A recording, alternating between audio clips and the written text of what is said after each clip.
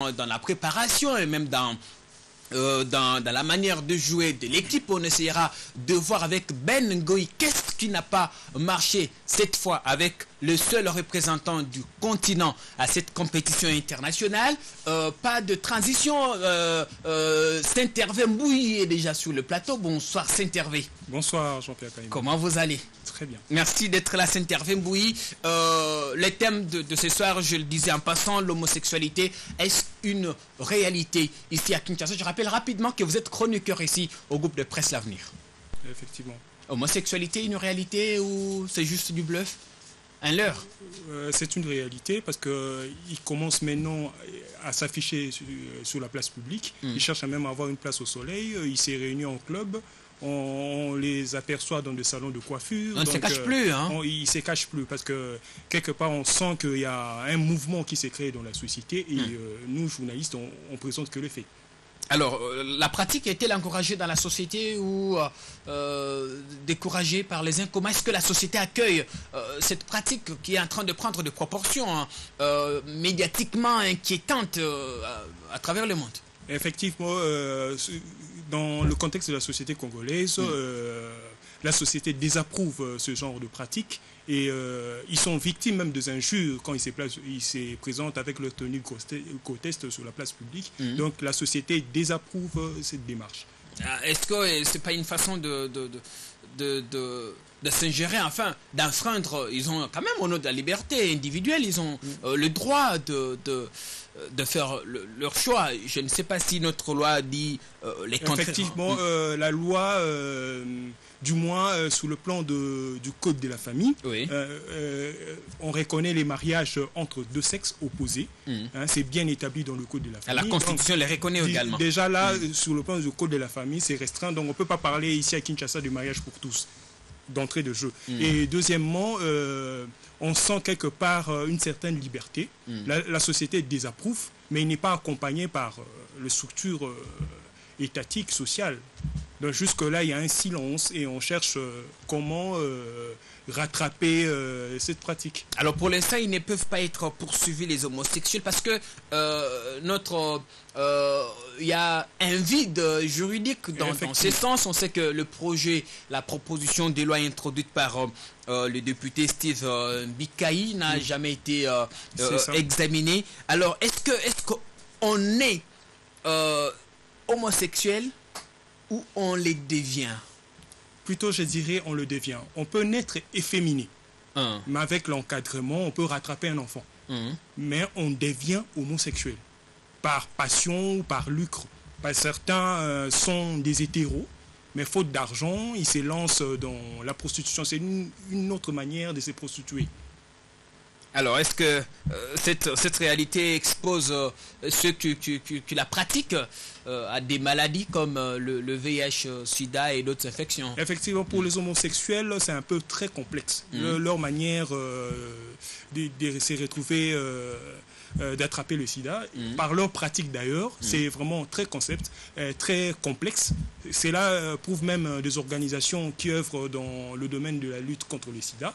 Ils cherchent par tous les moyens. D'abord, ils évoluent d'une manière clandestine. Il faut d'abord savoir leur foyer de production. Bien sûr, il y a des clubs, il y a des terrasses à travers la ville de Kinshasa. Pour certaines raisons, je ne peux pas évoquer le quartier, mais c'est ce qui est vrai. Beaucoup des homosexuels évoluent dans la clandestinité. Ce sont des messieurs qui travaillent dans des entreprises, mais leur pratique, c'est un peu différent des hétéros. Alors, différent des hétéros, est-ce qu'ils peuvent se marier aussi ici à Kinshasa? On sait que la loi ne l'autorise pas. On sait qu'en Afrique du Sud, en France, aux États-Unis, la pratique est presque légale. On peut se marier de personnes de même sexe. Est-ce que ici à Kinshasa, on peut se marier? Sont-ils autorisés? Enfin, c'est la question que je vous avais déjà proposée, mais je reviens encore. Mais effectivement, notre code de la famille est strict. Il y a l'incise là, il y a une petite phrase qui dit on peut légalement se marier, se lier, mais de personnes de sexe opposé. Le code de la famille est clair sur ce point-là. Mais sous d'autres cieux, si c'est le cas, c'est parce que le code de la famille n'est pas clair. ils disent le mariage engage 2 personnes. Ils ne précisent pas le sexe. C'est là maintenant le mouvement gay profite de cette situation créée par la loi pour justifier leurs actes. Vous pensez que l'Assemblée nationale devait dépoussiérer la proposition de loi du député Mbikaï pour criminaliser? Parce que dans sa démarche, il veut que l'on traduise cet acte en crime. Donc quiconque s'adonnerait à l'homosexualité soit condamné pénalement. Effectivement, la société attend de législateurs de clarifier la société sur ce point-là. Parce que même les OPJ par moment sont un peu... ils ne savent pas comment rendre... il peut se faire voir un homosexuel être lapidé, mais lui, il évoque sa liberté. Mais la société, la législation, n'a pas encore bien éclairci ce point-là.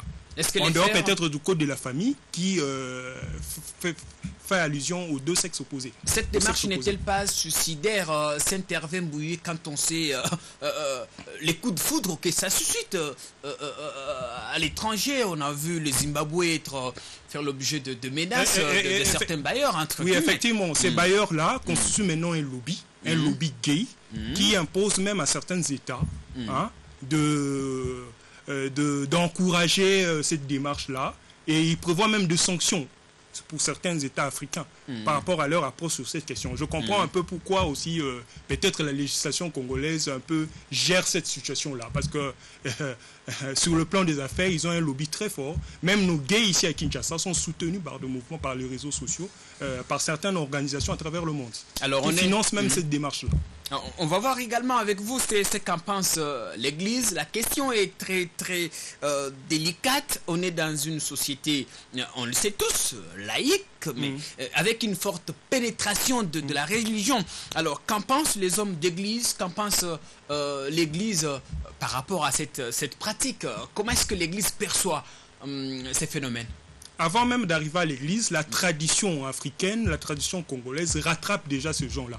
Parce que dans notre tradition, c'est nouveau. Mais ce qui est vrai, quand on part de la tradition, il y a certains sectes, il y a certaines loges à travers la tradition, ils exerçaient déjà ça. Mais ce n'est pas d'une manière générale. C'est dans la clandestinité. Mais l'Église, c'est clair. L'Église, quand ça ne comprend pas quelque chose, il taxe ça directement de la sorcellerie. Mais le psychologue voit là aussi certains problèmes d'autres psychologiques. Un enfant peut développer déjà de sa jeunesse des tendances à être homosexuel. Alors c'est une responsabilité aussi de parents d'encadrer leurs enfants. Que vous inspire l'avenir par rapport à ces phénomènes? Vous pensez qu'il va encore grandir de plus en plus, ou il sera étouffé? Je crois qu'à un moment donné, ça sera étouffé. Parce que ça dérange. Ça dérange la société. Ça ne traverse pas notre société congolaise facilement. Non, par rapport à d'autres États, par rapport à nos mœurs. Également. S'intervient Bouilly, merci beaucoup d'être passé dans 2 heures des news. On rappelle à tous ceux qui ont regardé cette partie du magazine que vous êtes chroniqueur. Ici au groupe de presse L'Avenir. Effectivement. Merci beaucoup. Et quand on est homosexuel, entre guillemets, on n'a pas d'enfant, ou on ne mettra pas au monde, on voudra entre guillemets adopter. On va adopter. Quid de l'adoption internationale? On sait que vous avez à dire rapidement. Effectivement. J'encourage même l'État congolais qui soutient l'adoption de préciser où vont ces enfants congolais dans des États responsables. Parce que si c'est pour résoudre d'autres problèmes, les homosexuels se marient pour adopter nos enfants. Là, je ne partage pas cet avis. Pour vous, on devrait mettre la croix sur Paris. Il faut vraiment préciser par rapport aux États où vont nos enfants. On va en parler avec Jules Kidinda qui vient de faire son entrée sur ce plateau. Il est très très introduit dans le milieu de l'adoption internationale. Il a même été à Paris il y a quelques semaines, toujours dans les cadres de ses travaux. Il nous dira exactement où on en est, et si nos enfants ne prennent pas une destination à haut risque. On marque juste une toute petite pause. On vous retrouve juste après.